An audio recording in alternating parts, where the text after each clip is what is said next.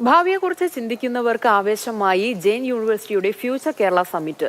Robotic exhibition മുതൽ free മാർക്കറ്റും food മാർക്കറ്റുമെല്ലാം സമ്മിറ്റിലെ പ്രധാന ആകർഷണമാണ്. സമ്മിറ്റിൽ വന്നവരെല്ലാം മികച്ച അഭിപ്രായമാണ് പറഞ്ഞതെന്ന് സർവകലാശാല ഡയറക്ടർ ടോം ജോസഫ് പറഞ്ഞു. നമ്മുടെ ഭാവി ലോകത്തെ എപ്പോഴെങ്കിലും ഭാവനയിൽ കാണാൻ ശ്രമിച്ചിട്ടുണ്ടോ? ഇല്ലെങ്കിൽ അതിനുള്ള വേദിയാണ് ജെയിൻ യൂണിവേഴ്സിറ്റി സംഘടിപ്പിക്കുന്ന സമ്മിറ്റ് ഓഫ് ഫ്യൂച്ചർ. ഭാവിയിലെ മാറ്റങ്ങൾ എങ്ങനെയായിരിക്കുമെന്ന് ഇന്നേ എക്സ്പീരിയൻസ് ചെയ്യാം. സമ്മിറ്റിലെ പ്രധാന ആകർഷണം റോബോട്ടിക് എക്സ്പോയാണ്.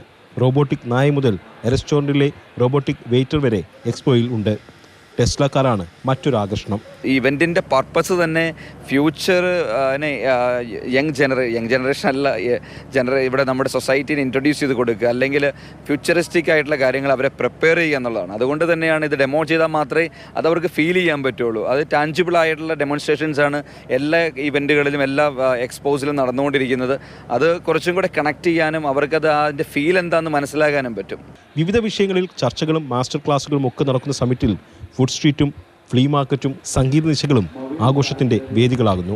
വൈകുന്നേരം ഒരു ഫുഡ് സ്ട്രീറ്റിലേക്ക് വരുന്ന അവസ്ഥ എന്നൊക്കെ പറയുന്നത് നമ്മൾ ഇപ്പോൾ എനിക്ക് തോന്നുന്നു വിയറ്റ്നാമിലും ചൈനയിലൊക്കെ കണ്ട ഒരു മോഡൽ.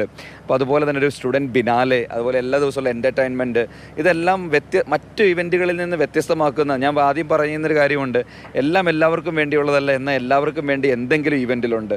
അതുകൊണ്ട് തന്നെയാണ് എനിക്ക് തോന്നുന്നത് ഇത്ര അക്സെപ്റ്റൻസ്. കാരണം സ്കൂൾ സ്റ്റുഡൻസ് മാത്രമല്ല, പല വിഭാഗത്തിൽ നിന്ന് ആൾക്കാരാണ് ഈ ഇവൻറ്റിലേക്ക് അല്ലെങ്കിൽ സമ്മിറ്റിലേക്ക് വന്നുകൊണ്ടിരിക്കുന്നത്. ജെയിൻ യൂണിവേഴ്സിറ്റിയുടെ കേരളത്തോടുള്ള പ്രതിബദ്ധതയാണ് സമ്മിറ്റിലൂടെ വ്യക്തമാക്കുന്നത്. ആദ്യ സമ്മിറ്റിൽ തന്നെ ജനങ്ങൾ ആവേശഭരിതരാണ്.